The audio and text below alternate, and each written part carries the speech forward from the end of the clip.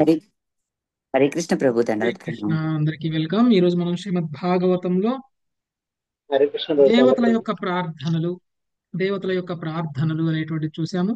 ఆ తరువాత మనము ఇప్పుడు భగవంతుడు దేవతల ప్రార్థన తర్వాత ఏం మాట్లాడుతున్నారు అనేటువంటిది ఈ రోజు మనం చూడబోతున్నాం. దేవతల ప్రార్థనలో చిట్ట చివరగా బ్రహ్మదేవుడు మాట్లాడారు. బ్రహ్మదేవుడు మాట్లాడుతూ భగవంతుడి యొక్క గొప్పతనాన్ని మనకి తెలియజేస్తున్నారు. భగవంతుడు ధర్మాన్ని నెలకొల్పారు. భగవంతుడు ధర్మాన్ని నెలకొల్పారు. ఆయన యొక్క కీర్తి జగత్తంతా కూడా విస్తరింపబడి ఉంది.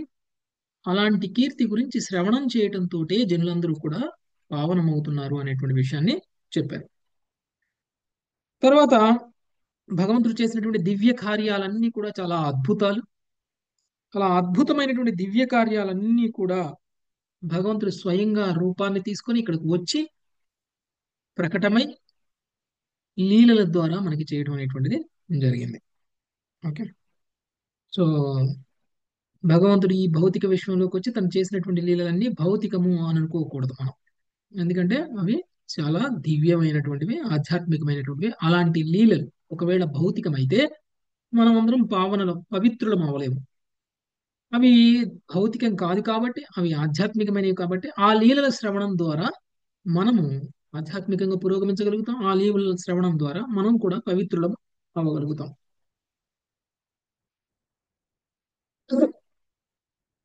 ఎవరైతే కలియుగంలో ఈ జనులు ఈ లీలల శ్రవణం చేస్తారో, ఈ లీలల్ని కీర్తిస్తారో, వాళ్ళు చాలా సులువుగా ఈ భౌతిక అంధకారాన్ని దాటేసుకుని వెళ్ళగలరు. భగవంతుడు స్వయంగా యదువంశీయులతో అవతరించి యదువంశీయులతో అవతరించి మనల్ని కూడా ఉద్ధరించడానికి ప్రయత్నం చేస్తున్నారు. భగవంతుడు ఎందుకు వచ్చారు? దేవతల యొక్క కోరిక మీదకి వచ్చారు. దేవతల యొక్క కోరిక మీదకి వచ్చినటువంటి భగవానుడు దేవతల కోరిక ప్రకారంగా అన్ని లీలలు చేయడం అనేటువంటిది జరిగింది. ధర్మాన్ని స్థాపించడం అనేటువంటిది జరిగింది. కురుక్షేత్ర యుద్ధం తర్వాత ఇంకా ఆల్మోస్ట్ అన్ని లీలలు పరిసమాప్తి అయిపోయాయి. ధర్మస్థాపన అనేటువంటిది జరిగిపోయింది. దేవతల కోరిక నెరవేరింది. ఇంకా భగవంతుని భౌతిక విశ్వంలో ఉంచడం అంటే దేవతలకి ఇంకా అవసరం లేదు. అందుకనే బ్రహ్మదేవుడు అంటున్నారు, మీరు ఏ కార్యాన్ని తలపెట్టడానికైతే తలపెట్టుకొని ఇక్కడికి వచ్చారో ఆ కార్యం నెరవేరింది. మా కోరిక మీరు నెరవేర్చారు. ఇంకా మీకు చేయవలసినటువంటి కార్యాలు ఇంకా ఈ భూమి మీద ఈ భౌతిక విశ్వంలో లేవు అని తెలియచేసి, మీరు కావాలి అని అనుకుంటే మళ్ళీ తిరిగి ఆధ్యాత్మిక లోకానికి వెళ్ళవచ్చు అని బ్రహ్మదేవుడు శ్రీకృష్ణ భగవానుడికి తెలియజేస్తారు. భగవంతుడి యొక్క సేవగా మేమందరం కూడా లోకపాలులతో సహా అందరం కూడా మా మా కార్యక్రమాలు మా మా కర్మలన్నీ కూడా మేము చేస్తూ ఉన్నాం. మీ సేవగా చేస్తూ ఉన్నాం. మీరు లేనప్పుడు, మీరున్నప్పుడు అంటే ఓకే, మీరు ఇక్కడే ఉన్నారు కాబట్టి మిమ్మల్ని ఎప్పుడు మేము దర్శించుకుంటాం కాబట్టి మేము భౌతికంగా పతనం చెందేటువంటి అవకాశం లేదు. మీరు లేనప్పుడు కూడా మేము సేవకులుగానే ఉండాలి మీకు. మీరు లేకపోవడం వల్ల మీకు చేసేటువంటి సేవ ద్వారా మాకు ఎక్కడ గర్వం వచ్చి ఆ గర్వంతో మేము ఎక్కడ భౌతికంగా పతనం చెందుతామో అని బ్రహ్మదేవుడు, మీరు లేని సందర్భంలో కూడా నువ్వు మమ్మల్ని రక్షిస్తూ ఉండు మాయ నుంచి అని బ్రహ్మదేవుడు చివరిగా శ్రీకృష్ణ భగవానుని కోరారు. ఆ తర్వాత శ్రీకృష్ణ భగవానుడు మాట్లాడుతున్నారు. ఏం మాట్లాడుతున్నారో విందాం. సుజాత మాతాజీ. శ్రీ భగవానువాచ. ఒక్క నిమిషం ప్రభుజీ.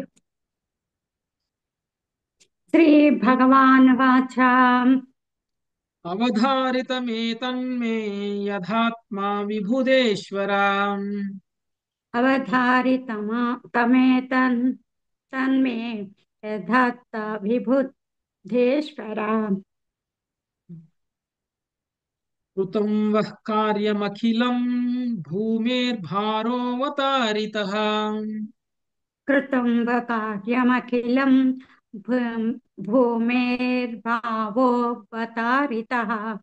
దేవదేవుడు పలికెను, ఓ దేవేశ్వరుడా, బ్రహ్మదేవ, నీ ప్రార్థనలను అభ్యర్థనను నేను అవగతము చేసుకుంటుని భూభారమును తొలగించి నేను నీ పక్షమున చేయవలసినదంతయు నెరవేర్చి తిని. హరే కృష్ణ ప్రభుజీ, ధన్యవాదాలు. ఓ దేవేశ్వరుడా, బ్రహ్మదేవుడా, నీ ప్రార్థనలను అభ్యర్థనలను నేను అవగతం చేసుకుంటుని భూభారమును తొలగించి నేను నీ పక్షమున చేయవలసినంతయును నెరవేర్చుతుంది. నువ్వు ఏ పర్పస్ తో నన్ను పిలిచావో, నువ్వు పిలిచిన పర్పస్ మొత్తం కూడా ఇప్పుడు సాల్వ్ అయిపోయింది. ఉం? దేవతలు అంటే ఎవరండి? భగవంతుడి యొక్క భక్తులు. భగవంతుడి యొక్క భక్తులు కాని వాళ్ళు అసురులు. ఓకే, అంటే దైవ స్వభావం పొందడం అంటే భక్తులు అవడమే. అలాంటి దేవతలు అంటే భగవంతుడి యొక్క భక్తులు పిలిస్తే భగవంతుడు స్వయంగా వస్తారు. దేవతల యొక్క కోరికలని భగవంతుడు స్వయంగా నెరవేరుస్తారు. అంటే ఎవరి కోరికల్ని? భక్తుల కోరికల్ని భగవంతుడు స్వయంగా నెరవేరుస్తారు. ఎలా ఉండాలి భక్తుల కోరికలు? భక్తుల కోరికలు భౌతిక లాభం కోసం ఉండేటువంటి కోరికల్లా ఉండకూడదు. భక్తుల కోరికలు అనే మాకు ఇక్కడ ఈ భూలోకంలో మాకు ఆధ్యాత్మికంగా పురోగమించలేకపోతున్నాము, కారణం ఇంతమంది అసురులు మమ్మల్ని ఆధ్యాత్మికంగా పురోగమించకుండా మమ్మల్ని ఇబ్బంది పెడుతున్నారు. వాళ్ళ యొక్క అసుర స్వభావాన్ని మాలో పెంపొందించేలా చేస్తున్నారు. భగవంతుడు పూజించాల్సినటువంటి మనము అసురులను పూజించేలా చేస్తున్నారు వాళ్ళు. కాబట్టి మేము ఆధ్యాత్మికంగా పురోగమించలేకపోతున్నాం. మీరు అవతరించి ఈ అసురులను సంహరించి మమ్మల్ని రక్షించండి. మమ్మల్ని రక్షించండి అంటే భౌతికంగా పతనం చెందకుండా ఆధ్యాత్మికంగా ఉండేలా చేయండి అని దేవతలందరూ కోరుకున్నారు బ్రహ్మదేవుడి ఆధ్వర్యంలో. అందుకనే భగవంతుడు వచ్చారు.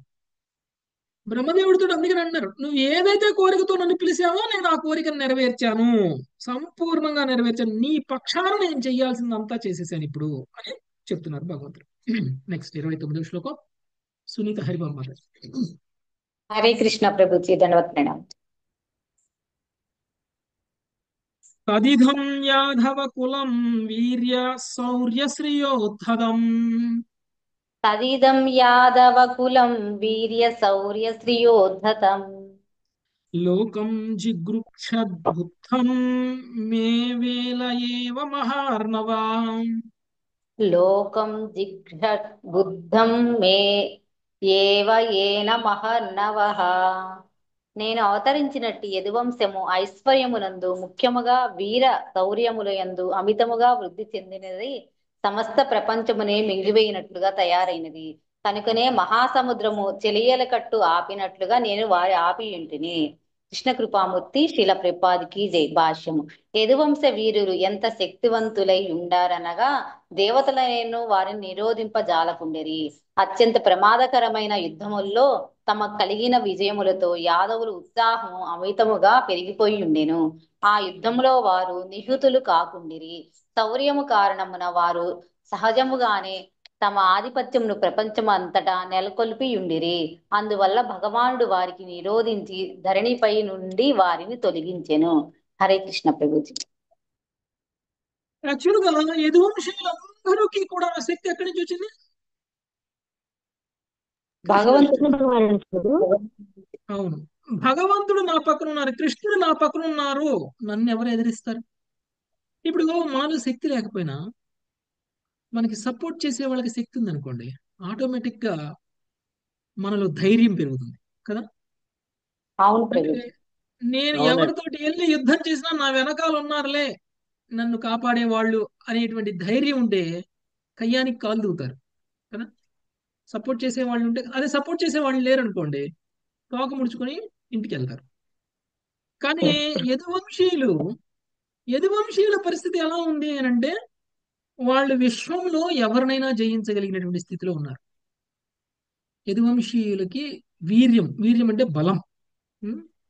ఆ బలం ఎంతగా ఉంది అని అంటే, ఐశ్వర్యవంతులు, బలవంతులు, వాళ్ళని ఎదుర్కొనేటువంటి వాళ్ళే ఈ ప్రపంచంలో లేకుండా అయిపోయారు. కాబట్టి వాళ్ళు చివరికి ఈ ప్రపంచాన్ని మింగేసే పరిస్థితికి వచ్చింది. ప్రపంచాన్ని కూడా మింగివేయగలరు, ప్రపంచాన్ని కూడా సర్వనాశనం చేయగలరు. అలాంటి బలాన్ని పొందారు యదువంశీయులు. మరి అలాంటి వాళ్ళని ఎవరు ఆపగలరు? ఉం? విధ్వంసం జరగకుండా ఎవరు ఆపగలరు? స్వయంగా భగవంతుడు మాత్రమే ఆపగలరు.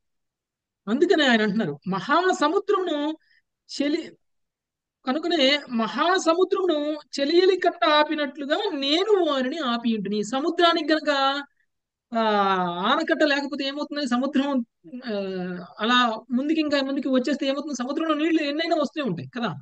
సో దానికి కట్ట కనుక లేదనుకోండి, ఏమవుతుందండి?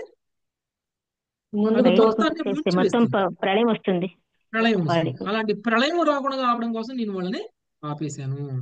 అంటే భగవంతుడు భక్తుడైనటువంటి వాళ్ళు వినయం అనేటువంటిది ప్రదర్శించడం చాలా ఇంపార్టెంట్. ఏమండి భగవద్ మ్యూట్ ప్లీజ్ చేయండి మాతాజీ. మాట్లాడుకో. ఓకే. భగవద్భక్తులు ఆ భగవద్భక్తులు నేను భక్తుణ్ణి, భగవంతుడి రక్షణ నాకుంది అనేటువంటి గర్వంతో తప్పులు చేసేటువంటి అవకాశం ఉంది. అది ఆ వినయాన్ని కోల్పోవడం. తర్వాత నేను నిరంతరం భగవంతుడి సేవలో ఉన్నాను, నన్ను ఎవరేం చేయగలరు, నన్ను ఎవరేం తప్పు మాట అంటారు, నన్ను ఎవరేం అంటారు, నేను ఏం మాట్లాడినా చెల్లుతుంది, నేను ఎవరితోటి ఎలా అయినా మాట్లాడొచ్చు, నాకు అందరూ గౌరవం ఇస్తారు, ఎందుకంటే నేను భగవంతుడికి భక్తుడిగా నిరంతరం భగవంతుడికి సేవ చేస్తున్నా కాబట్టి. ఇలాంటి ఒక ప్రవర్తన మనలో వచ్చినప్పుడు ఎవరు ఆపుతారండి మనల్ని? అంటే మనల్ని ఎవరు ఆపరు. ఎందుకంటే మనం విశుద్ధ భక్తుల్లా బయటికి కనిపిస్తున్నాం. మనము భగవంతుడికి సేవ చేస్తున్నాం కాబట్టి భగవంతుడి యొక్క సేవకుడిని ఇంకొక సేవకుడు కానీ ఇంకెవరు కానీ ఏమీ మాట అనేటువంటి సాహసం కూడా చేయరు, ఎందుకంటే వైష్ణవులు కాబట్టి. కానీ మనలో ఉన్నటువంటి గర్వం బయట వాళ్ళకి కనిపిస్తున్నా కానీ మనకి కనపడదు. ఒక్కొక్కసారి మనం అంతా సక్రమంగానే ఉన్నాము అని అనుకుంటాం. అలాంటి వాళ్ళని ఎవరు శిక్షిస్తారండి? ఎవరు శిక్షిస్తారు? ఏ భక్తులు శిక్షించరు. భగవంతుడు చివరికి భగవంతుడే శిక్షిస్తారు అలాంటి వాళ్ళని. ఇప్పుడు యదువంశీయుల పరిస్థితి కూడా అదే. యదువంశీయులందరూ కూడా భగవంతుడికి మంచి సేవకులు, వాళ్ళందరూ పార్షదులు. కానీ భగవంతుణ్ణి చూసుకొని వాళ్ళందరూ కూడా అతి బలవంతులుగా మారిపోయి సమస్త ప్రపంచాన్ని మింగేసే స్థితికి వాళ్ళు వెళ్ళిపోయారు. అలాంటి వాళ్ళని అరికట్టాల్సినటువంటి ఆ బాధ్యత భగవంతుడు తీసుకుంటారు. ఎంత గొప్ప భక్తులైనా, ఎంత గొప్ప పార్షదులైనా, ఎంత గొప్ప ఇదివాడైనా చివరికి హద్దులు మీరితే గర్వం, వినయాన్ని కోల్పోతే భగవంతుడు మనల్ని శిక్షిస్తారు. కాబట్టి భక్తిలో పెరుగుతున్న కొందికి మనలో వినయం కూడా పెరగాలి. వినయ విధేయతలు తగ్గుతూ భక్తిలో పెరగడం అనేటువంటిది సాధ్యం కాదు. ఓకే మాతాజీ. సో వినయ విధేయతలు అనేటువంటివి చాలా చాలా ఇంపార్టెంట్. ఓకే, నెక్స్ట్ 29 అయిపోయింది. 30వ శ్లోకం మళ్ళీ శ్రీమాతాజీ. హరే కృష్ణ ప్రభుజీ. యద్య సంహృత్య దృప్తానాం యధూనాం విపులం కులం యద్య సంహృత్య దృప్తానాం యదూనాం విపులం కులం గంతాస్మ్యనేన లోకోయం ఉద్వేలేన వినక్షతి. కంతాస్మన్యేన లోకోయం ఉద్వేలేన వినజక్షతి. అమిత గర్వితులైన యదువంశీయులను తొలగింపకయే నేను ఈ జగత్తును వీడినచో వారు అపరిమిత విస్తార వెల్లువచే సమస్త లోకము నశింపగలదు. ప్రపాదుల వారి భాష్యము. సముద్రపు అలలు తీరము దాటి అమాయక ప్రజలకు ఉత్పాదమును కలిగించినట్లుగా ప్రబలమైన యదువంశము సాంఘిక రాజకీయ పరిధులను దాటి విస్తరించడి పెను ప్రమాదము దాపరించి ఉండెను. భగవంతునితో గల కుటుంబపరమైన సంబంధము కారణమున యదువంశీయులు మిగిలిన గర్వించి ఉండిరి. వారు అత్యంత ధర్మపరులు, బ్రాహ్మణ పరాయణులు అయినప్పటికీ దృక్తానం అను పదముచే సూచితమైనట్లుగా శ్రీకృష్ణుతో గల సంబంధం వలన వారు అతి గర్వితులైరి. అంతేగాక శ్రీకృష్ణుని ఎడ గాఢమగు ప్రేమవశమున ఆ దేవదేవుని స్వధామ గమనాంతరము వారు తీవ్రమగు విరహముతో పిచ్చెక్కిన వారే భూమికి అంతులేని భారము కాగలరు. అయినను శ్రీల విశ్వనాథ చక్రవర్తి ఠాకూర్లు తెలిపినట్లుగా కృష్ణుని ఎడల అనురాగ వశమున ధరణియును కృష్ణ వంశీయులను భారమని తలచగా వారిని సహించగలదు. అయినను శ్రీకృష్ణుడు ఆ భారమును తొలగించగోరెను.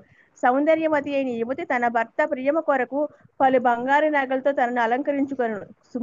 సుకుమారి అయిన ఆమెకు బంగారు నగలు బరువే అయినప్పటికీ ఆమె ఆ భారను వహించుటకు ఇష్టపడినప్పటికీ ఆమె సౌకర్యము కొరకు భర్త అటు ఆభరణముల బరువును తొలగించును.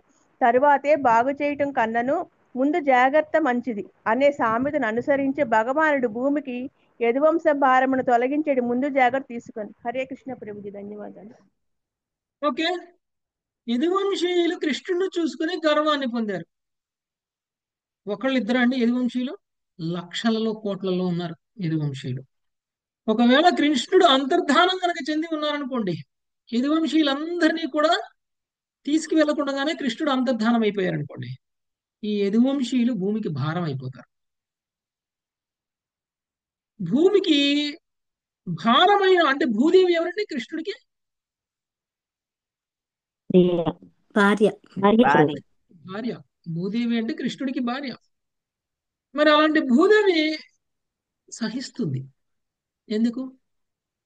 కృష్ణుడి బిడ్డలు కాబట్టి. కృష్ణుడి యొక్క వంశీయులు కాబట్టి, కృష్ణుడి మీద ప్రేమతోటి కృష్ణుడి యొక్క వంశీయులందరినీ సహిస్తుంది. అంతేకాదు, ఈ భూమి మీద ఉన్నటువంటి ప్రతి ఒక్కళ్ళు కృష్ణ భక్తులని క్షమిస్తారు, కృష్ణ భక్తుల్ని సహిస్తారు. వాళ్ళు ఎంత తప్పు చేసినా, ఓకే, వాళ్ళు ఎంత గర్వాన్ని ప్రదర్శించినా కృష్ణ భక్తుల్ని ఎవరు ఏమనరు. కానీ భార్య తనకి ఇష్టం లేకపోయినా ఒంటి మీద నగలన్నిటినీ కూడా భారంలా మోస్తూ ఎందుకుంటుందండి? భర్త సంతోషం కోసం. భర్తకి తను అలంకరణ చేసుకొని చూపిస్తే భర్త ఆనందిస్తాడు అనేటువంటి భావంతో చూపిస్తుంది. బరువైనటువంటి ఇవి పెట్టుకున్నారనుకోండి చెవులకి, ఏమవుతుందండి? బంగారపు బరువుగా ఉంటాయి కదండి, అవి పెట్టుకుంటే చెవులకి ఏమవుతాయండి? చెవుల హోల్స్ ఇంత అయితే ఇక్కడ దాకా వస్తాయి, జారిపోతాయి చెవులు. జారిపోతాయి, చెవుల హోల్స్ జారిపోతాయి. ఆ తర్వాత అందం ఉంటుందా? ఉండదు. సో నిజంగా భార్య యొక్క అందాన్ని అనుభవించాలి, లేదా భార్య యొక్క అందాన్ని ఆస్వాదించాలి అనుకున్నటువంటి వాడు ఏం చేయాలి? ఆ చెవులు సాగిపోకముందే చెవులకు పెట్టుకుని తీయాలి కదా.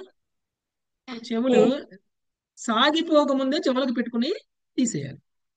అలానే భగవంతుడు భూదేవి యొక్క సౌందర్యాన్ని కోల్పోకుండా చూడడం కోసం భూమికి భారంగా కాబోయేటువంటి తన సంతానాన్ని, తన వంశాన్ని మొత్తాన్ని కూడా నాశనం చేయాలి అని అనుకున్నారు, తీసేయాలి అని అనుకున్నారు. లేకపోతే భూదేవి తన అందవిహీనంగా మారిపోతుంది వీళ్ళ వల్ల. అందుకనే వాళ్ళని తొలగించాలి అని భగవంతుడు తన అంతర్ధానానికంటే ముందే నిర్ణయం చేసుకున్నారు కాబట్టి వాళ్ళని తొలగించి వేశారు. భలే పోల్చారు ప్రభుజీ, చాలా బాగుంది. నెక్స్ట్ 31వ శ్లోకం మంజులత మాతాజీ. హరే కృష్ణ ప్రభు.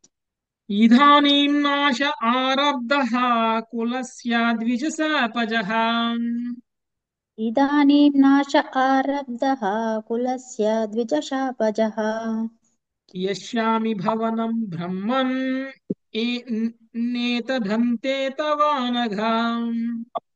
యాస్యామి భవనం బ్రహ్మన్నే నేతదంతే తవ నఘ. ఇప్పుడు బ్రాహ్మణ శాపము కారణమున నా వంశ వినాశము ఇదివరకే ఆరంభమైనది. పాపరహితుడవైన బ్రహ్మదేవ, ఈ వినాశము పూర్తయినంతటా వైకుంఠమునకు వెడలుచు నీ లోకమును దర్శించెదను. భాష్యము. యదువంశీయులు భగవానుని నిత్యదాసులు కనుక శ్రీల జీవగోస్వామి నాశనః అనగా వినాశనము అనేడి పదమును నిగూఢాయాం ద్వారకాయాం ప్రవేశనమిత్యర్థః అని పలికిరి.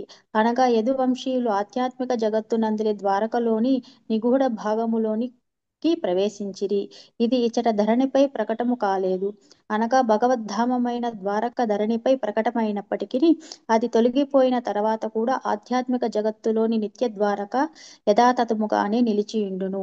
యదువంశీయులు భగవంతుని నిత్య సహచరులు కనుక వారి వినాశనమే ప్రశ్నయే ఉదయించదు. కేవలము మన బద్ధ దృష్టికి వారి ప్రకటము నశించినది. నాశనః అను పదము యొక్క అర్థమిదియే. హరే కృష్ణ ప్రభుజీ. ఓకే,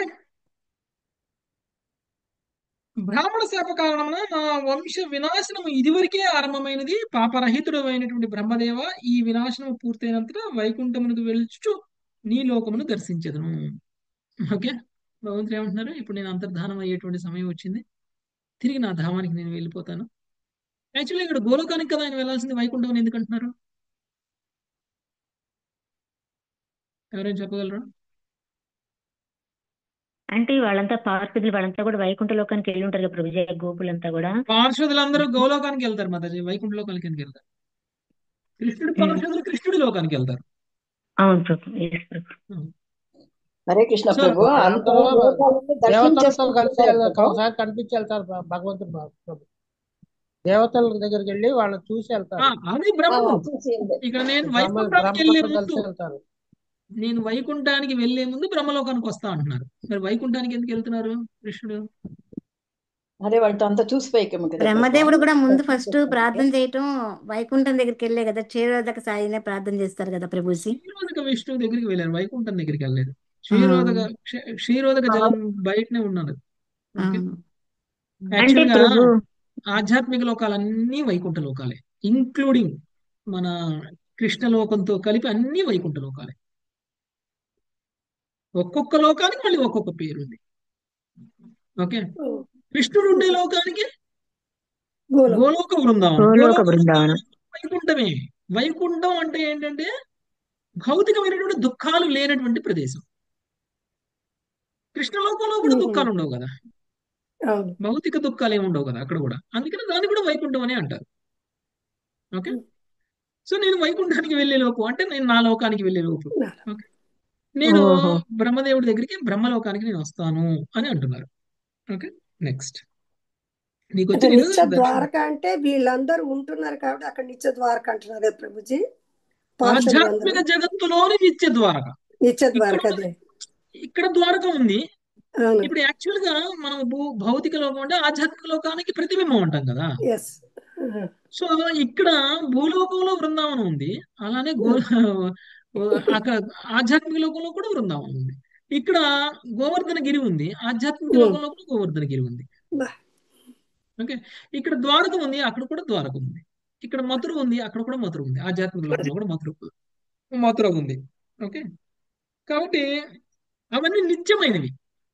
ఓకే, అవన్నీ నిత్యమైనవి. అందుకని నిత్య ద్వారక అంటే ఆధ్యాత్మిక లోకంలో ఉన్న ద్వారక గురించి మాట్లాడుతున్నారు, ఇక్కడ ఉన్న ద్వారక గురించి మాట్లాడలేదు. ఓకే, యాక్చువల్గా నిత్య రాధారాణి శాస్త్రాలు ఎప్పుడు అక్కడ ఉంటారు, ఎప్పుడు అక్కడ ఉంటారు. భగవంతుడు ఈ భౌతిక విశ్వానికి రావడానికంటే ముందు రాధారాణిని రమ్మన్నారు. రమ్మంటే రాధారాణి అన్నారు, నేను రావాలి అని అంటే బృందావనం అక్కడ రావాలి నాకంటే ముందు. నేను రావాలి అని అంటే గోవర్ధన గిరి కూడా అక్కడికి రావాలి నాకంటే ముందు, అప్పుడే నేను అక్కడికి వస్తా అన్నారు. ఓకే, అంటే ఇవన్నీ అక్కడ ఉన్నాయి. తులసీమాత, తర్వాత గోవర్ధనగిరి, బృందావనం, తర్వాత అక్కడ ఉన్నటువంటి గోపబాలులు, గోపికలు, వీళ్ళందరూ అక్కడ వాళ్ళే వీళ్ళందరూ వెళ్తే నేను వస్తా, వీళ్ళందరిని వదిలేసి నేను రాను అని రాధారాణి అంటే వాళ్ళందరిని ముందు పంపించారు. రాధారాణి కంటే ముందు కృష్ణుడు పంపించిన తర్వాత అప్పుడు కృష్ణుడు రావడం జరిగింది. ఓకే, కృష్ణుడు రాధారాణి ఇద్దరు రావడం జరిగింది. కాబట్టి యదువంశీయులు భగవంతుడి యొక్క నిత్య సహచరులు కాబట్టి వారి వినాశనం అనే ప్రశ్నే ఉదయించదు మనకి కనిపిస్తుంది. యాక్చువల్గా వీళ్ళందరినీ భగవంతుడు తీసుకెళ్ళకపోతే వీళ్ళు వెళ్ళరా? వీళ్ళందరూ భగవంతుడి ధామానికి వెళ్తారు. కానీ భగవంతుడు బయటికి ఒక కారణము, ఆంతరంగిక కారణాలు వేరే ఉంటాయి. ఒకటేంటంటే భగవంతుడు వీళ్ళందరినీ తీసుకురావడానికంటే ముందు నేను వెళ్ళాలి, నా కోసం మీరందరూ రండి అంటే మేమందరం వస్తాం. అయితే ఈ భౌతిక లోకంలో రావాలంటే ఎవరు ఇష్టపడతారండి? ఎవరు ఇష్టపడరు. భగవంతుడి కోసం అయితే వస్తారు. మరి భగవంతుడి కోసం వచ్చినప్పుడు భగవంతుడే కదా మనల్ని వెనక్కి తీసుకెళ్తా అనేటువంటి అష్యూరెన్స్ తీసుకునేది. మనం అందరినీ తిరిగి ఇప్పుడు భగవంతుడి కోసం వచ్చిన వాళ్ళు భగవంతుడు ఎలా వచ్చారో అలానే వాళ్ళు కూడా వాళ్ళ మీద కూడా మాయ ప్రభావం ఉండదు. వాళ్ళు కూడా భగవంతుడిలా తిరిగి వెళ్ళిపోతారు భగవంతుడి యొక్క లోకానికి. లేదంటే నేను భగవంతుడి కోసం వచ్చాను, భగవంతుడి లీలలో భాగం తీసుకున్నాను, కానీ ఇక్కడ నేను బద్ధజీవుడు అయిపోయా, అప్పుడు ఎవరైనా వస్తారా? భగవంతుడు లీలల్లో భాగం పంచుకోవడానికి భౌతిక విశ్వానికి వచ్చేసి బద్ధజీవులం అయిపోయే ప్రమాదం ఉండదా? భౌతిక లోకంలోకి వస్తే ప్రభావం, ఇక్కడ మాయ ప్రభావం మామూలుగా ఉండదు, ఎంత గొప్ప భక్తునైనా మార్చేస్తుంది. అందుకని భగవంతుడు వాళ్ళకి ప్రొటెక్షన్ ఇస్తున్నారు అనమాట. నా కోసం నీ వెళ్ళు, నిన్ను తిరిగి తీసుకొచ్చే బాధ్యత నాది. మనం అంటాం కదండి, నాకు పలానా చోట పని ఉంది వస్తావా అని నేను అన్నాను అనుకోండి, మిమ్మల్ని మీరు రమ్మంటున్నారు వస్తాను, మళ్ళీ నేను తిరిగి రావడం నాకు కష్టమైదిగా అంటాం. నీకేం ప్రాబ్లం లేదు, రా, నా కోసం నేను నిన్ను డ్రాప్ చేసే బాధ్యత నాది అని తీసుకెళ్తాం. అంటే ఏంటి, నా కోసం నువ్వు రా, నిన్ను తీసుకెళ్ళి మళ్ళీ తిరిగి నీ ఇంటి దగ్గర వదిలిపెట్టే బాధ్యత నేను తీసుకుంటా అంటే అప్పుడు మనం వస్తాం వాళ్ళతో పాటు. అలానే భగవంతుడు అభయం ఇచ్చారు, నా కోసం మీరు వస్తున్నారు, తిరిగి మిమ్మల్ని తీసుకెళ్లే బాధ్యత నాది. ఓకే, అలానే వాళ్ళని తీసుకెళ్ళిపోయారు. మనకి ఎలా కనిపిస్తుంది? వీళ్ళందరూ గర్వితులయ్యారు కాబట్టి వీళ్ళందరినీ కూడా గర్వ వినాశనం చేయడం కోసం వీళ్ళందరినీ చంపేశారు భగవంతుడు అనుకుంటాం. ఇది బాహ్యంగా కనపడేటువంటి ఒక కానీ శరీరాలను కోల్పోవడం, శరీరంలో నుంచి తిరిగి వెళ్ళిపోవడం, మళ్ళీ వాళ్ళు ఇంకొక జన్మ పొందుతారు. ఈ బద్ధజీవులు కాదు కాబట్టి వాళ్ళకి ఈ శరీరాన్ని కోల్పోవడం అనేటువంటిది వాళ్ళ అంతం కాదు.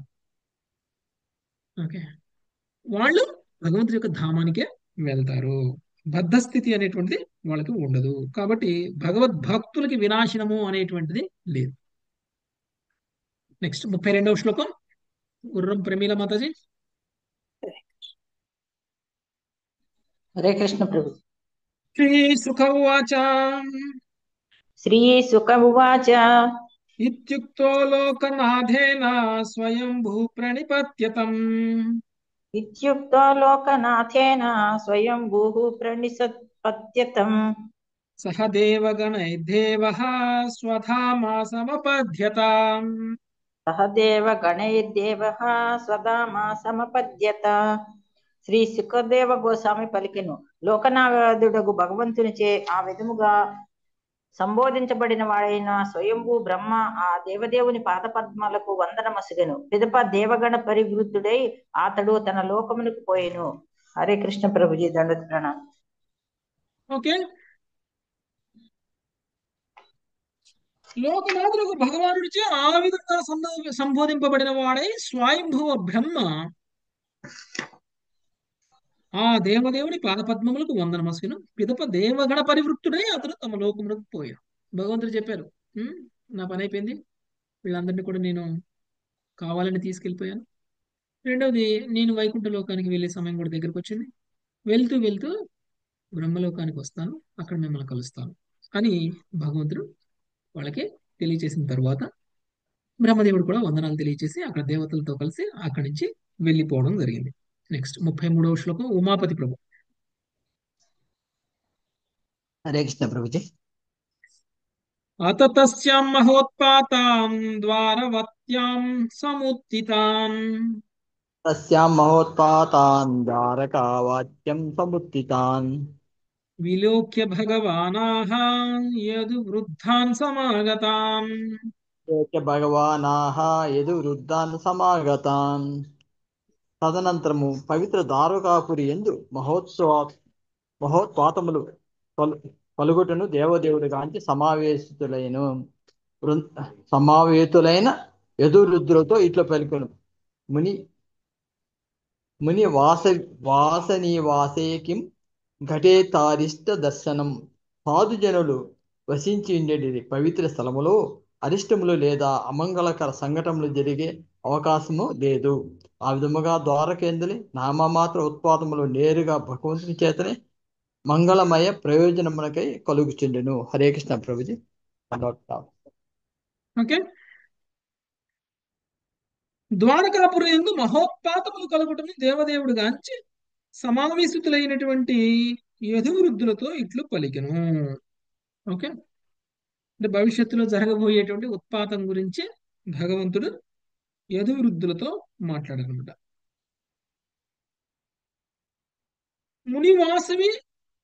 మునివాసని వాసేకిం ఘటేతారిష్ట దర్శనం. సాధుజనులు వసించి ఉండేది పవిత్ర స్థలంలో అరిష్టములు లేదా అమంగళకర సంఘటనలు జరిగే అవకాశం లేదు. ఆ విధంగా ద్వారకయందులు నామామాత్ర ఉత్పాతములు నేరుగా భగవంతుని చేతనే మంగళమయ ప్రయోజనములకై కలుగజేయబడిన.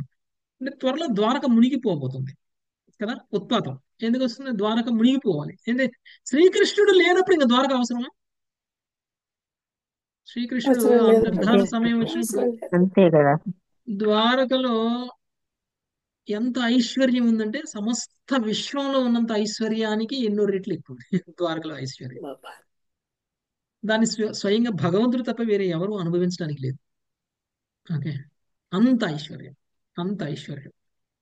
మరి ద్వారకలో భగవంతుడు లేనప్పుడు ఈ ఐశ్వర్యాన్ని పొందినటువంటి వాళ్ళు ఏమైపోతారండి? ఈ ఐశ్వర్యాన్ని చూసుకొని వాళ్ళకి దాన్ని ఎలా అనుభవించాలో కూడా తెలియదు. అందుకనే ముందు ద్వారకా వాసులు అందరినీ అంతర్ధానం చేశారు. తర్వాత ద్వారకలో ఉన్నటువంటి ఐశ్వర్యాన్ని మొత్తం కూడా నాశనం చేయాలి. అప్పుడు భగవంతుడు ద్వారకను వదిలేసి వెళ్ళాలి. ఓకే, అందుకనే అప్పుడు భవిష్యత్తులో జరగబోయేటువంటి అమంగళ పరిస్థితి ఏదైతే ఉందో ద్వారకకి, దాని గురించి తెలియజేయడం కోసం ద్వారకలో ఉన్నటువంటి వృద్ధులందరితోటి మాట్లాడుతున్నారు అనమాట. ద్వారక అమంగళం జరగడం ఏంటండి అంటే, ద్వారక అంటే భగవంతుడి యొక్క ధామం. ద్వారక అంటే భగవంతుడికి సంబంధించింది. భగవంతుడు ఉన్న చోట, భగవంతుడు భక్తులు ఉన్న చోట అమంగళము అనేటువంటిది ఉండదు. ఒకవేళ అలాంటిది ఏమైనా ఉంది అని అంటే అది స్వయంగా భగవంతుడితో సృష్టింపబడిన, భగవంతుడితో ఉత్తమ ప్రయోజనం కోసం భగవంతుడు సృష్టించినటువంటి పరిస్థితి అంతే తప్ప అది నిజమైనటువంటి అమంగళం కాదు అని చెప్తున్నారు. ఓకే, బయటికి చూడటానికి మనకు అది అమంగళంలా కనిపించవచ్చు, కానీ దాని వలన ఎంతో ప్రయోజనం ఆశించి భగవంతుడు అలాంటి పరిస్థితిని తీసుకొచ్చారు. Okay, next Ramarao Prabhuji. శ్రీ భగవానువాచ. రామారావు ప్రభుజీ. శ్రీభగవానువాచ. ఏతే వై సుమహోత్పాతా వ్యతిష్టంతీహ సర్వతః. ఏతే వై సుమహోత్పాతా వితిష్టంతీహ సర్వతః. శాపాశ్చ నః కులస్యాసీన్ బ్రాహ్మణేభ్యో దురత్యయః. శాపాశ్చనః కులస్వాపి బ్రాహ్మణేభ్యో దురత్యయః. హరే కృష్ణ. భగవానుడు పలికెను, మన వంశము బ్రాహ్మణులచే శపించబడినది. అట్టి శాపము పరిహరింపరానిది. అందువలన మన చుట్టూ సర్వత్రా మహోత్పాతములు కనబడుచున్నవి. హరే కృష్ణ ప్రభుజీ. భవిష్యత్తులో మనకి ఉత్పాతం జరగబోతుంది. ఆ ఉత్పాతానికి కారణం బ్రాహ్మణులతోటి శాపాన్ని పొందడం. ఎవరు పొందారు? యదువంశం మొత్తం కూడా శాపగ్రస్తులయ్యారు. అందువలన ఈ ఉత్పాతం సంభవించబోతుంది. సరే, భగవంతుడు ఆపొచ్చు కదా దాన్ని. అంటే బ్రాహ్మణుల శాపాన్ని భగవంతుడు కూడా ఆపరు. ఆపగల శక్తి ఉన్నా ఆపగలిగినా కానీ భగవంతుడు బ్రాహ్మణుల నోట్లో నుంచి వచ్చినటువంటి మాటను నిజం చేయాల్సిందే. బ్రాహ్మణుల నోట్లో నుంచి ఏ మాట వచ్చినా అది 100% నిజమవుతుంది. ఇంకో విషయం చెప్పాలంటే, బ్రాహ్మణులు అంటే ఇక్కడ భగవంతుడి యొక్క భక్తులు. అంటే పుట్టుకతో వచ్చే బ్రాహ్మణత్వం కాదు, ఆచరణతో వచ్చేటువంటి బ్రాహ్మణత్వం. పుట్టుకతో శూద్రులైనా ఆచరణతోటి బ్రాహ్మణులం అయ్యామనుకోండి, మన మాట నిజం అవుతుంది. మనం ఏది మాట్లాడితే అది నిజమవుతుంది. 4 నియమాలు పాటించి భగవంతుడి యొక్క నామ జపం చేసేవాళ్ళు బ్రాహ్మణుల కంటే ఎక్కువ. అందుకనే భగవంతుడి నామాన్ని జపం చేసేటువంటి వ్యక్తికి ఉన్నటువంటి శక్తి ఎలా ఉంటుంది అని అంటే, ఆయన ఏం తలుచుకుంటే అది, ఏం కోరుకుంటే అది, ఏం మాట్లాడితే అది జరుగుతుంది. కాబట్టి భక్తులతోటి మనము పంగా తీసుకోకూడదు. భక్తులకు కోపం వచ్చేలా చేసామంటే వాళ్ళు శపించేస్తారు. వాళ్ళు శపించారంటే వాళ్ళ మాట నిజమవుతుంది. ఒకవేళ వాళ్ళ మాట నిజం చేయడానికి స్వయంగా భగవంతుడు కూడా అవతరించి మరీ నిజం చేస్తారు. అంత పవర్ ఉంటుంది బ్రాహ్మణుల మాటకి, అంటే భక్తుల మాటకి అంత పవర్ ఉంటుంది. కాబట్టి అలాంటి బ్రాహ్మణులు ఇచ్చినటువంటి శాపాన్ని పరిహారం అనేటువంటిదే లేదు. బ్రాహ్మణుల శాపం యదువంశం నాశనం అయిపోవాలని ఇచ్చారు. మరి దానికి పరిహారం లేదు, యదువంశం నాశనం అయ్యేటువంటి పరిస్థితి భవిష్యత్తులో రాబోతుంది అని శ్రీకృష్ణుడు యదువంశీయులందరికీ కూడా తెలియజేస్తున్నారు. నెక్స్ట్ 35వ శ్లోకం. సునీత కంఠమనేది మాది.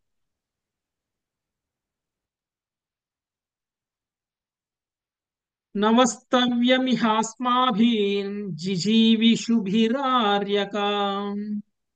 నవస్తవ్యమిహాస్మాభిర్జిజీవిషుభిరార్యకాః.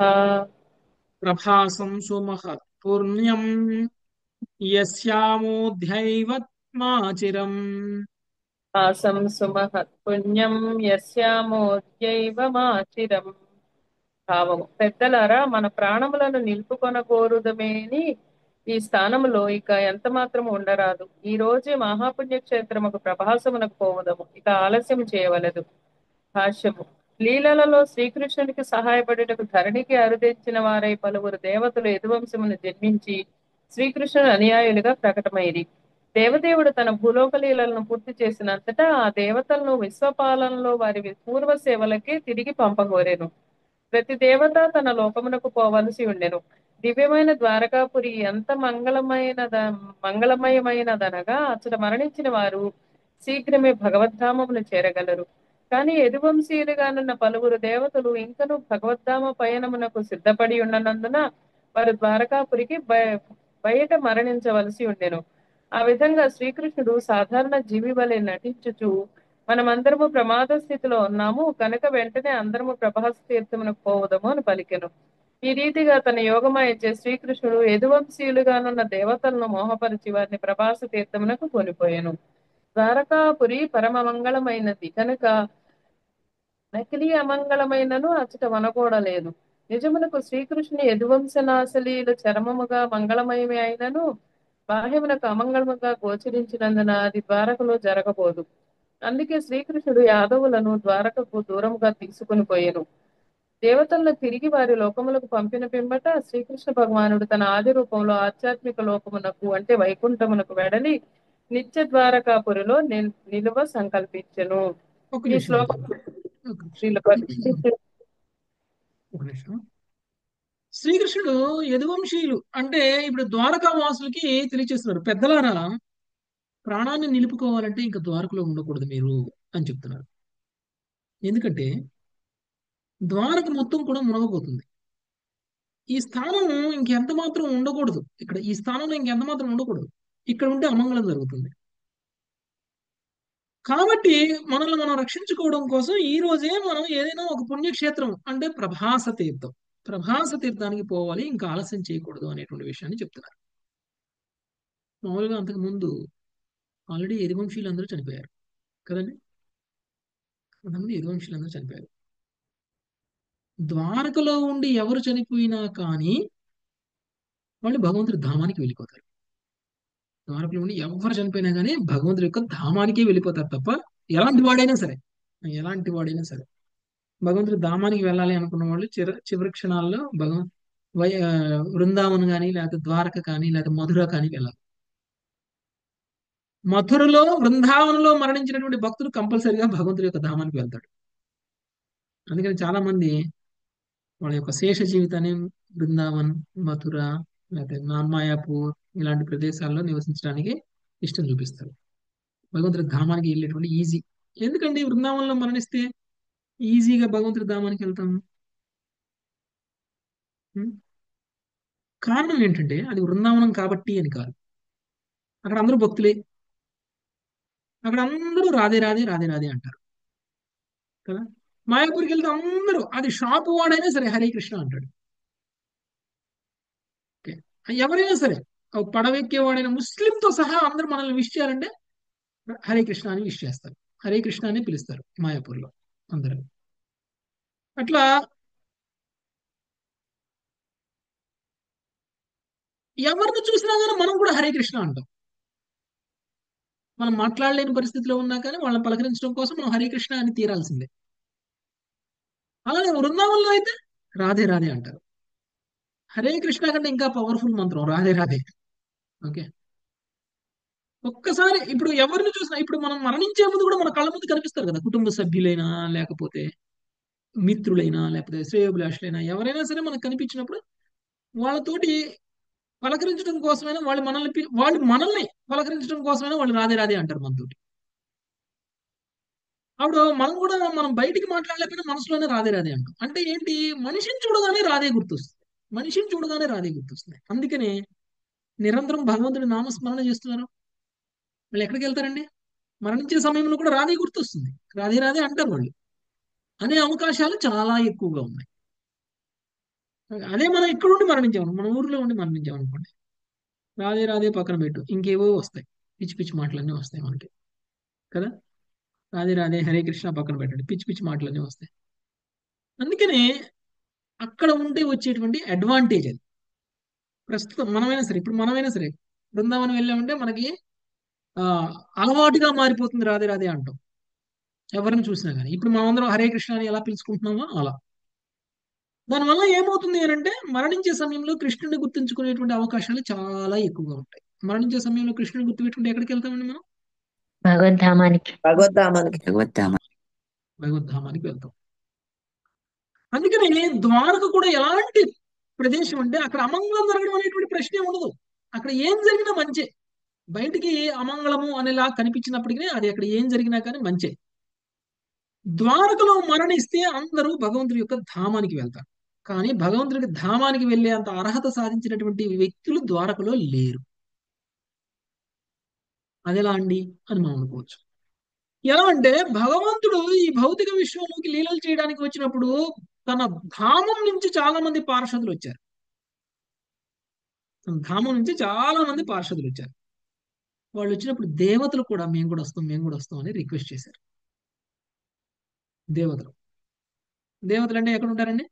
భౌతిక విశ్వంలోనే ఉంటారు కదా, లోకపాలకులు, కార్తికేయుడు ఇలాంటి వాళ్ళు. ఓకే, చాలా మంది దేవతలు, వీళ్ళందరూ కూడా మేము కూడా వస్తాం అన్నారు. వీళ్ళు భక్తులే కదా, కాకపోతే భగవంతుడి యొక్క ధామానికి వెళ్ళే అంత అర్హత ఉన్నటువంటి వాళ్ళు కాదు. నిన్న అడిగారు మాతాజీ, అదేంటండి భక్తులు వెళ్తుంటే దేవతలు ఎందుకు వెళ్ళలేకపోతున్నారు అని అన్నారు. నిన్న ఎవరన్నారు? సర్వరాజ్య మాతాజీ అన్నారు కదా. ఇక్కడ చెప్పేస్తున్నారు భక్తులు వెళ్తారు, దేవతలు వెళ్ళరు. దేవతల స్థాయి భగవంతుడి యొక్క ధామానికి వెళ్ళే స్థాయి కాదు, భక్తులకు ఉంటుంది ఆ స్థాయి, భగవంతుడి ధామానికి వెళ్ళే స్థాయి. మరి ఇలాంటి దేవతల్ని ద్వారకలో శరీరాన్ని వదిలేసేలా చేసి వాళ్ళకి అర్హత లేకపోయినా కానీ భగవంతుడి యొక్క ధామానికి తీసుకెళ్తారా? భగవంతుడు తీసుకెళ్తారు. సరే, భగవంతుడు రిక్వెస్ట్ చేశారు, వాళ్ళ కోరికను తీర్చడం కోసం భగవంతుడు ఓకే అన్నారు. భగవంతుడితో పాటు అందరూ బృందావనికి ద్వారకకి వచ్చేసారు. భగవంతుడి యొక్క లీలల పరిసమాప్తి అయ్యేటువంటి సమయం వచ్చింది. మరి మళ్ళీ వీళ్ళందరూ ఎక్కడికి వెళ్ళాలి? వాళ్ళ స్థానాలకు వెళ్ళాలి,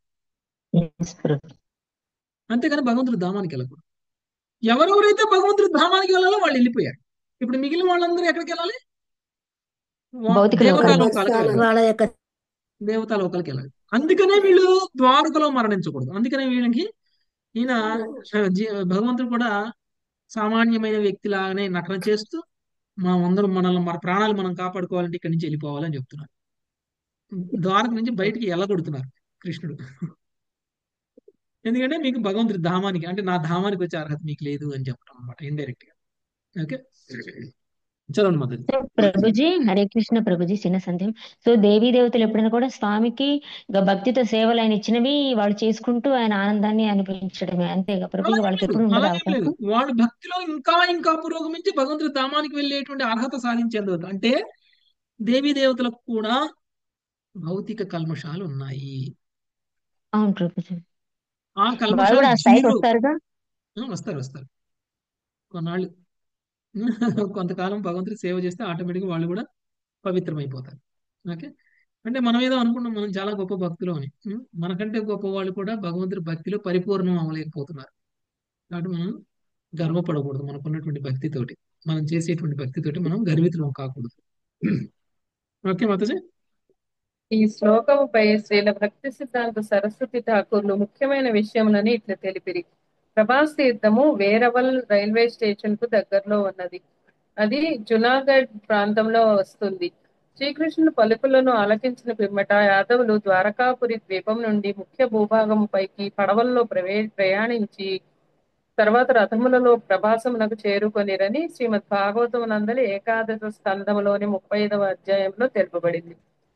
ప్రభాస క్షేత్రమునందు వారు మైరేయమనడి పానీయమును త్రాగి పరస్పర కలహములో నెలకొనిరి. మా గొప్ప రణము సంభవించగా యదువంశీయులు పరస్పరం కఠినమైన తొంగగడ్డతో కొట్టుకుని చంపుకొని వారై స్వవినాశ లీలను అభినయించిరి. చతుర్భుజధారి అయిన శ్రీకృష్ణుడు ఒక పిప్పల వృక్షము క్రింద కూర్చొని అరుణ కోకనద పద్మము వలె ఉన్నట్టి ఎడమ పాదమును కుడి తొడపై ఉంచెను. ప్రభాస తీర్థమునందు సముద్ర తటము నుండి వీక్షించుచున్నట్టి జరాయను బోయవాడు ఆ దేవదేవుని అరుణ పాదమును మృగముఖమని పొరబడి బాణముతో కొట్టెను. శ్రీకృష్ణుడు కూర్చొనినట్టి ఆ పిప్పల వృక్షము క్రింద ఇప్పుడు ఒక ఆలయము ఉన్నది. ఆ చెట్టు నుండి 1 మైలు దూరంలో సముద్ర తటం దగ్గర వీర ప్రభంజన మఠము ఉన్నది. ఆ స్థానము నుండి జర బాణమును కొట్టెనని చెప్పబడును. మహాభారత తాత్పర్య నిర్ణయము అనేది రచన ఎందని సారాంశంలో శ్రీల మధ్వాచార్యులు మౌసల లీలకు ఈ క్రింది వ్యాఖ్యానమును ఇచ్చిరి. దానవులను మోహపరచుటకు తన భక్తుల మాటను బ్రాహ్మణుల మాటను నిలుపుటకు భగవానుడు మాయామయ రూపమును సృజించెను. దానికే బాణఘాతము కలిగెను. కానీ భగవానుని అసలైన చతుర్భుజ రూపమును జర యొక్క బాణము తాకలేదు. జర నిజమునకు భగవద్భక్తుడైన భృగుమునియే. పూర్వకల్పంలో భృగుముని తన పాదమును విష్ణువు వక్షస్థలమున నిలిపి ఉండెను. భగవంతుని వక్షస్థలమునే తన్నిన పాపమును పరిహరించుకొనుటకు భృగువు బోయవానిగా జన్మింపవలసి వచ్చెను. మహాభక్తుడు నీచ జన్మను పొందుటకు సిద్ధపడినను అతడిని అట్టి పతితావస్థలో చూచి భగవంతుడు సహించలేడు. అందువల్ల ద్వాపరయుగాంతమున తన ప్రకటనీలను పరిసమాప్తి చేయనప్పుడు జర వ్యాధి రూపంలో ఉన్న భృగువు మాయారచితమైన దేహముపై బాణప్రయోగము చేయనట్లుగా శ్రీకృష్ణ భగవానుడు ఏర్పాటు కావించెను. ఆ విధంగా వ్యాధుడు పశ్చాత్తప్తుడై తన హీన జన్మం నుండి బయటపడి వైకుంఠ లోకమునకు వెడలగలడు. కనుక తన భక్తుడు భృగువును ప్రసన్నుని చేయుటకు దానవులను భ్రమితులను చేయుటకు దేవదేవుడు ప్రభాస తీర్థమున మౌసల లీలను ప్రకటించెను. కానీ అది కేవలం అతని మాయాలీలయే అని తెలుసుకొనవలసి ఉన్నది. దేవదేవుడకు శ్రీకృష్ణుడు ధరణిపై తన ప్రకటము మొదలుగా ఎన్నడూ సాధారణ మానవుల లౌకిక గుణములను ప్రదర్శించలేదు. అతడు తల్లి గర్భము నుండి జన్మించలేదు. పైగా తన అత్యంత శక్తితో అతడు సూతికా గృహమున ప్రకటమయ్యను. అట్లే ఈ భౌతిక జగత్తును వీడినప్పుడు దానవులను భ్రమితులను చేయుటకు అతడు మాయామయ స్థితిని కల్పించెను. అభక్తులను మోహగ్రస్తులను చేయుటకే అతడు స్వమాయ చేతన మాయారూపమును సృజించి అదే సమయమున సచ్చిదానంద విగ్రహుడై నిల్చుండెను. ఆ విధంగా మాయామయ రూప పతనమును అతడు ప్రకటించెను. ఈ మిషమూర్ఖులకు దానవులను నిక్కముగా భ్రమితులను చేయగలదు. కానీ ఈ మూర్ఖులకు దానవులను నిక్కముగా భ్రమితులను చేయగలదు. కానీ శ్రీకృష్ణ భగవానుని అసలైన దివ్యముగు నిత్యానంద రూపము మరణాతీతమైనది. ప్రభాస క్షేత్రమునందు భృగు తీర్థమనేది పవిత్ర స్థానం కూడా ఉన్నది. దానిని పరశురాముడు నెలకొల్పి ఉండెను. సరస్వతి నది హిరణ్య నది కలిసి సముద్రములో కలిసటి ప్రాంతమే భృగు తీర్థం. అచ్చటనే బోయవాడు బాణమును కొట్టెను. స్కంద పురాణమునందలి ప్రభాస ఖండములో ప్రభాస తీర్థమును గురించిన విస్తృతముకు వర్ణనము ఉన్నది. ప్రభాస తీర్థ సంబంధంలో మహాభారతమునందు ఫలశ్రుతి కూడా చెప్పబడింది. ఏదేని మంగళ కార్యమును వనరించిన వానికి కలిగేడి పుణ్యఫలములను గురించి పలికెడి శాస్త్రవచనములే ఫలశ్రుతులు. ప్రభాస క్షేత్రమును దర్శించి అతడు ధర్మానుష్ఠానమును చేయటం వలన కలిగిన ప్రత్యేక లాభములను స్వయంగా శ్రీకృష్ణుడే రాబో శ్లోకములో వివరింపగలడు. Thank you Prabhuji. Hare Krishna. Hare Krishna. So వీళ్ళందరూ ప్రభాస్ తీర్థం పంపించాలి అనుకున్నారు. అందుకని వీళ్ళందరూ కూడా ద్వారక నుంచి సముద్రం మీద తీరానికి వచ్చి అక్కడి నుంచి రథాల మీద ప్రభాస్ తీర్థానికి వెళ్ళడం అనేటువంటి జరిగింది. అక్కడికి వెళ్ళినటువంటి వాళ్ళలో వాళ్ళు కొట్టుకుంటూ అక్కడ వాళ్ళలో వాళ్ళు తాగి కొట్టుకుంటూ వాళ్ళు దాన్ని ఏమంటారంటే స్వవినాశన లీల అంటారు. స్వవినాశనం వాళ్ళు చంపుకునేటువంటి ఒక లీల, అంటే భగవంతుడితో రచింపబడినటువంటి ఒక లీల చేసుకొని అక్కడి నుంచి మరణించి వాళ్ళు ఎక్కడికి వెళ్తారండి అంటే ప్రభాస తీర్థంలో మరణించిన వాళ్ళందరూ భగవంతుడి ధామానికి వెళ్ళలేదని అర్థం. వాళ్ళందరూ ఎక్కడికి వెళ్తారు? దేవతలు అన్నమాట వాళ్ళందరూ. ఓకే, ప్రభాస తీర్థంలో మరణించినటువంటి వాళ్ళందరూ కూడా దేవతలు. చాలా మంది దేవతలు. ఓకే, భగవంతుడి యొక్క పార్షదులు ఎవరైనా ఉన్నారనుకోండి, వాళ్ళందరూ ఆల్రెడీ వాళ్ళు ఆయన ధామానికి తీసుకెళ్ళిపోయారు. ఓకే, అదనమాట. సో శ్రీకృష్ణ భగవానుడు కూడా అక్కడ పిప్పల వృక్షం కింద కూర్చొని ఉన్నారు. అరుణకోననధ పద్మము వలె ఉన్నటువంటి ఎడమ పాదమును కుడి తొడపై ఉంచెను. ప్రభాస తీర్థం నందు సముద్రము నుండి వీక్షించుచున్నటువంటి జర అను బోయవాడు ఆ దేవదేవుని అరుణ పాదమును మృగం అనుకుని పొరబడి బాణముతో కొట్టెను. ఓకే, అరుణపాదం అంటే చూడటానికి దూరం నుంచి చూస్తే ఏమన్నా మృగమేమో అనుకున్నారనమాట. అంటే ఎర్రగా కనిపించేసరికి కాదు. ఆ బోయవాడు ఎవరో కాదు, భృగుముని అని అంటున్నారు. ఓకే, భృగుమునే ఆ బోయవాడైనటువంటి జరల అవతరించారు. ఓకే, సో ఈ విధంగా భృగుముని పాదాలని విష్ణువు వక్షస్థలమున నిలిపి ఉంచారు కదా. భృగుముని పాదాలని ఎప్పుడంటే భృగుముని విష్ణువుని తంతాడు కదా హృదయం మీద. శివుణ్ణి బ్రహ్మని దర్శనం చేసుకొని మళ్ళీ విష్ణు దగ్గరకు వచ్చినప్పుడు అక్కడ భగవంతుని వక్షస్థలాన్ని తన్నినటువంటి పాపమును పరిహరించుకున్నట్టుకు భృగువు బోయవాడిగా జన్మించాల్సి వచ్చిందంట. ఓకే, జరగా. ఓకే, అప్పుడు భగవంతుడి యొక్క హృదయాన్నే తన్నారు కాబట్టి ఆయన మళ్ళీ తిరిగి జన్మ తీసుకొని ఒక బోయవాడిగా జన్మించడం అనేటువంటిది జరిగింది. ఓకే, మహాభక్తుడు ఈ నీచ జన్మను పొందుటకు సిద్ధపడినను అతని అట్టి పతితావస్థలో చూచి భగవంతుడు సహించలేడు. అందువలన ద్వాపర యుగాంతం తన ప్రకట లీలలు పరిసమాప్తి చేయనప్పుడు జర వ్యాధుని రూపంలో ఉన్నటువంటి భృగువు మాయా రచితమైనటువంటి దేహముపై బాణప్రయోగము చేయనట్లుగా శ్రీకృష్ణ భగవానుడు ఏర్పాటు చేశారు. జర అంటే ఏంటి? జన్మ మృత్యు జరా వ్యాధి అంటాం కదా. జర వ్యాధి అంటే ముసలితనం జర ద్వారా చంపబడ్డారు అని అంటే ఏంటి అని అర్థం? దాని అర్థం మనం అందరం కూడా ఎప్పుడు చనిపోతాం? జర వల్లనే చనిపోతాం కదా. చాలా అన్నమాట. సో భగవంతుడు ఆ శరీరాన్ని వదలడానికి ఆ జరని ఏర్పాటు చేయడం అనేటువంటి జరిగింది.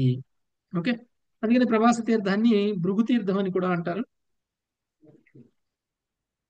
ఓకే, సో దాని పరశురాముడు సరస్వతి నదీ తీరంలో ఉన్నది. ఓకే, దాన్ని భృగు ప్రభు తీర్థం ఇప్పుడు అని కూడా కూడా ప్రభాస తీర్థమే అంటారా ప్రభు దాన్ని? ఇప్పుడు కూడా అవును ప్రభుజీ, బృందావనంలో అంటారు. బృందావనంలో ద్వారకా కాదు ఇది. కదా ఇది ప్రభుజీ. బృందావనంలో కాదు, ఇది కాదు ద్వారక ప్రభుజీ. దగ్గర. ద్వారకాకి సోమనాథ్ దగ్గరలో ఉంటది ప్రభుజీ. సోమనాథ్ దగ్గర ఉంటది ఇది. సోమనాథ్ దగ్గర ప్రభుజీ, అది మేము కూడా చూసాం ఓకే ప్రభు. మేము కూడా వెళ్ళాం ప్రభుజీ. ఓకే ఓకే సేమ్ అలాగే కృష్ణుడు కూర్చుంటే కాలు చాపుకొని కూర్చుంటే బాణం వేసి ఆ చెట్టు అలాగ అన్ని ఉంటాయి ప్రభుజీ. అలాగే పిప్పల వృక్షం కూడా ఉంటున్నాం అక్కడ. ఉంటది ఉంటది. సో అలాంటి ప్రవాస తీర్థానికి వెళ్ళి మనం కనుక అక్కడ ధర్మానుష్ఠానాలు చేస్తే, అంటే ధర్మ కార్యాలు కనుక చేసినట్లయితే మనకు వచ్చేటువంటి లాభాలు ఏంటి అనేటువంటి తర్వాత శ్లోకాల్లో మనకి తెలియజేయబడుతుంది. Okay, Prabhuji thank you very much Mataji. మరి అప్పుడు ఆయన కాలుతోటి ఆయన వక్షస్థలం మీద తన్నారు.